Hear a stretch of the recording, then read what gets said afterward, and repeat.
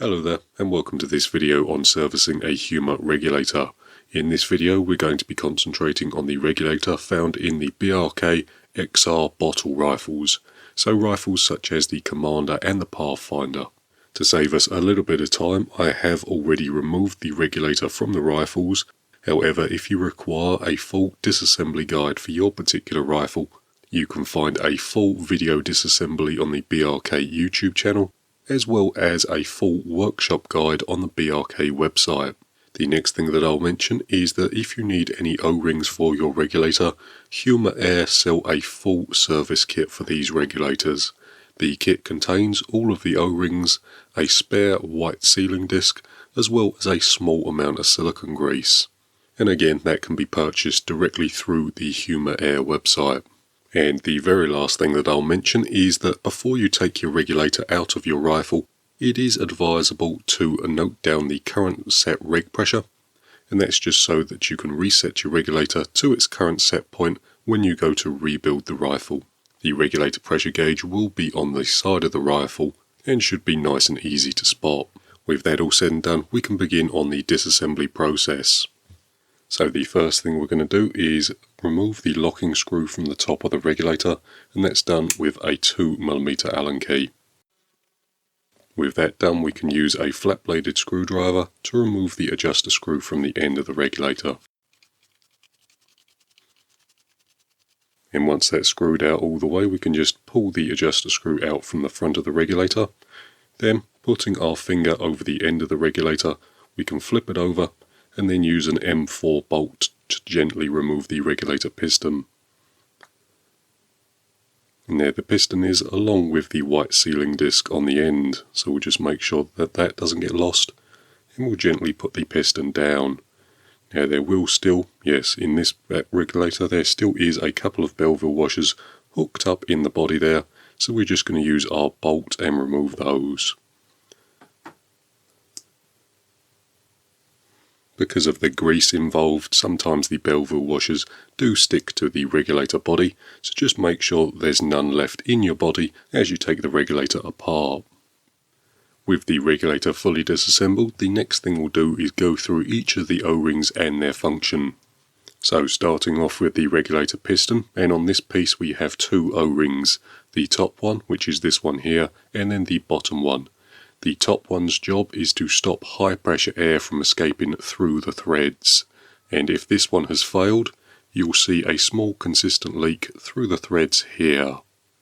The next one, the one on the bottom, is to stop high pressure air from bypassing through the regulator. So this O-ring here stops high pressure air from entering the regulated air chamber. If this one has failed, you'll be getting excessive amounts of regulator creep, or the regulator pressure itself will eventually climb to the bottle pressure. The next two O-rings, these two on the regulator piston, seal off the Belleville washer chamber. The Belleville washer chamber is always bled off to atmospheric pressure, so if either of these two O-rings here have failed, air will be able to travel through into the Belleville chamber and then out to atmosphere. There is an atmospheric bleed hole on the side of your rifle, and I'll put a picture on screen now as to where that is. Next up we have the three O-rings present on the regulator body. This top O-ring stops high pressure air from leaking out between the joint of the regulator and the regulator housing. The next two O-rings, these two here, seal off the atmospheric bleed hole, so if either of these two O-rings have failed, air will be leaking out the atmospheric breathe hole in the side of the rifle. Again, I'll put a picture on screen now just to show you where that is. With that done, the next thing we can do is remove all of the old O-rings so we can go ahead and replace everything. So to remove old O-rings, what I like to do is simply pinch either side of the O-ring and then force it off to one side. That produces a hump in the O-ring, which we can then get a O-ring pick in and gently remove the old O-ring. So nice and carefully like that. If the O-rings feel a little stiff, give them a little squeeze and a twist in the seat. This will free the O-ring off and make it a little easier to remove. But again, we're just squeezing them, humping them up, and then pulling them off.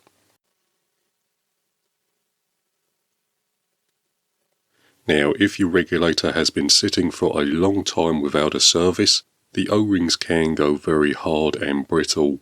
In those cases, you're probably not going to be able to squeeze the O-rings and get them off with a plastic O-ring pick.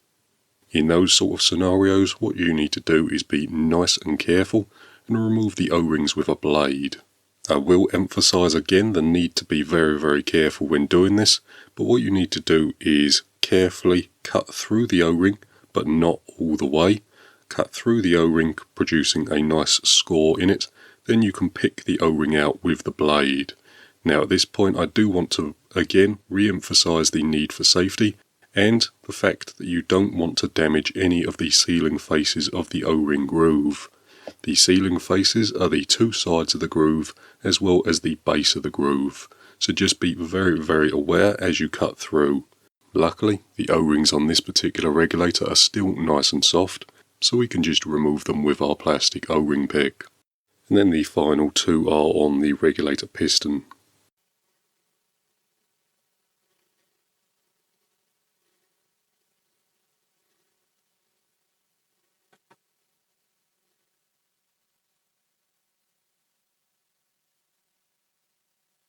With the final O-ring off, we can also remove the Belleville stack, and it is advisable just to take a quick look at the Belleville stack before you take it off, just so you know how it goes when we go to put it back on the regulator piston.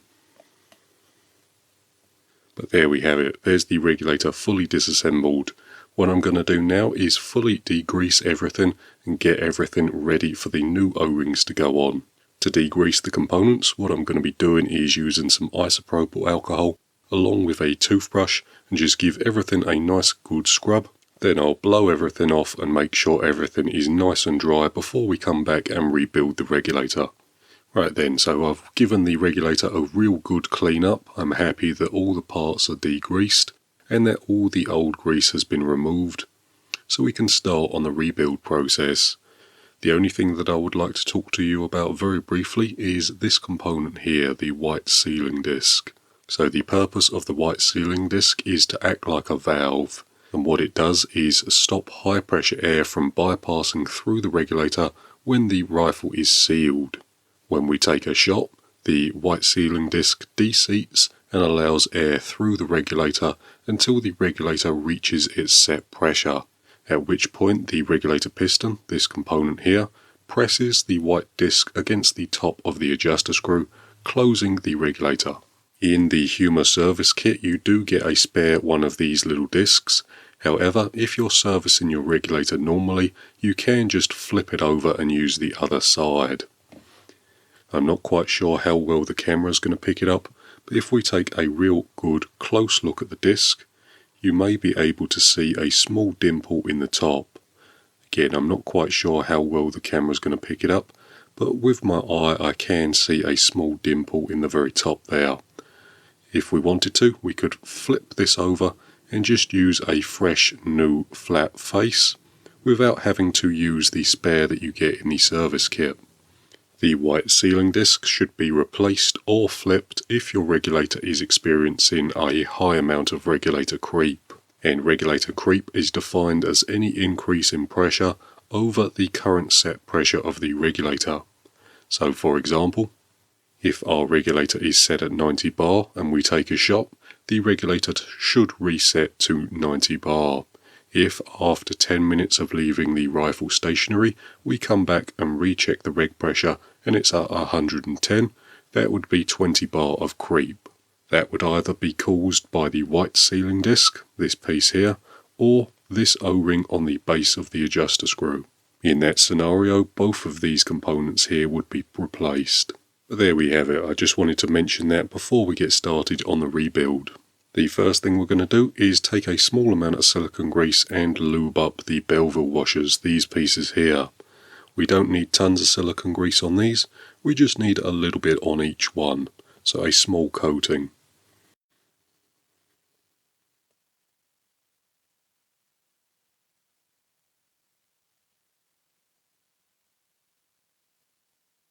Just a nice small coating will do us, we don't need tons on the Belleville washers.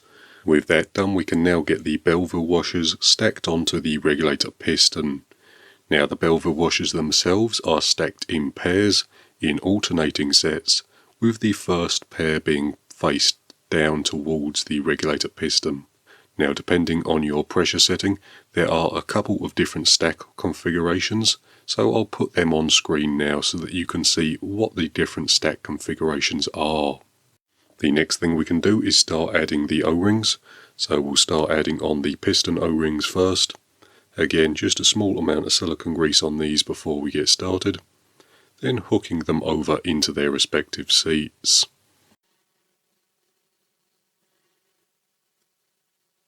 Same goes for the adjuster screw.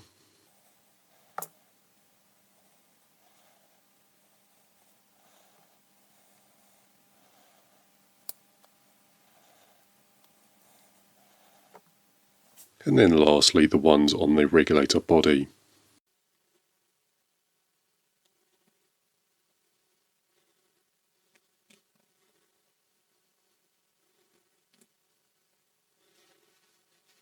The next thing we'll do is get the piston installed into the base of the body. Before that goes in, I'm just going to be adding a small amount of silicone grease to the top of the piston. Then we'll be taking our white sealing disc and getting that dropped on top. So in our case, we're reusing our old white sealing disc, and we're making sure that we've got a nice fresh flat face facing up. With that done, we can install that into the base of the body, being nice and careful not to get the white sealing disc pinched between the walls of the body. Next we can get the adjuster screw installed, and before that goes in I'm just going to be adding a little bit of extra grease to these two O-rings here, as they do have to travel through a little bit of a hole. Getting those screwed in with a flat bladed screwdriver. What we'll do next is install the retention screw, so this little screw here in the top. And then with our finger on the base of the piston, what we're going to do is lightly do the adjuster screw up until we feel it coming into contact with the piston. So about there. Then we're going to go out about half a turn or a full turn, and that should be that. With all that done, what you would do now is get the regulator reinstalled into your rifle, reset the reg pressure, and then you should be good to go. Because we're doing this on camera, what I'm going to be using is a reg tester, so we can get the regulator installed into the little tester there and make sure it's all working as it should. Right then, so with the regulator installed into our little tester here, we've got everything pressurized up. Our whip's going in here. We have a bleed screw over here to simulate taking a shot. And on the regulator gauge here, you can see we're at 2.7 bar. Now obviously that's a little low for an air rifle, so we're just going to adjust that up. Luckily with these externally adjustable regulators, it's nice and simple. We have the adjuster screw in the base there, and then we can turn that counterclockwise to increase reg pressure.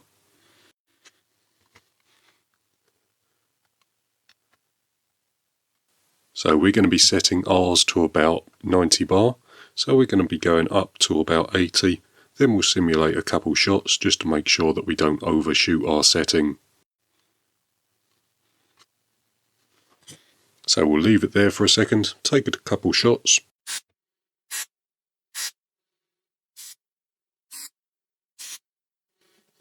And then we can continue adjusting the regulator.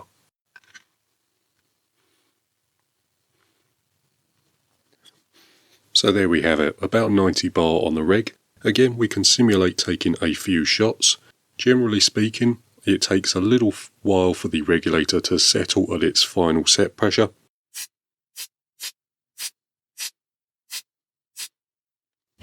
So as you can see there, we had it set to 90 bar, but after a couple shots that dropped to 1 or 2 bar. But not to worry, we can just readjust that. So 92 bar, I'll take another few shots.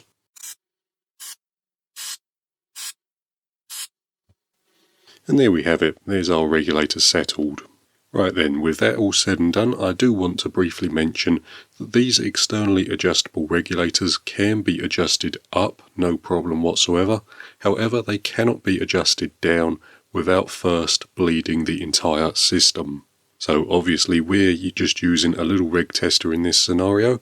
However, if you had a real rifle, you'd be shooting the rifle into a nice safe backstop, setting your reg pressure until you got it where you needed it to be.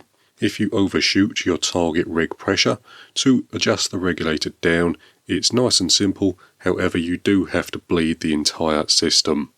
So as you can see here, I've bled the entire system. There's no air inside the regulator. Our bleed screw is wide open. Now we can take our flat-bladed screwdriver and turn the adjuster screw clockwise to reduce the reg pressure. What we can do now is close our bleed screw, then re-gas up our system. We can then readjust our adjuster screw on the base there, and again, counterclockwise increases reg pressure.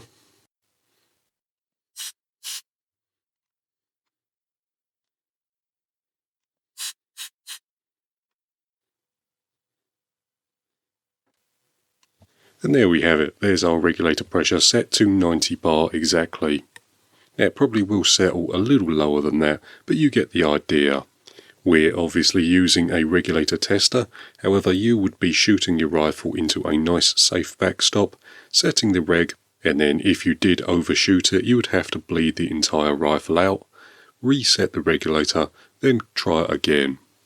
If you're not sure on what your regulator pressure should be, there is a full data chart on the Daystate website that lists all of the models and the calibers, so if you don't have an accurate start point, I would recommend consulting the chart. With that all said and done guys, that's pretty much going to do it for this particular video, so thank you very much for watching. I hope it's been useful and we'll see you in the next one.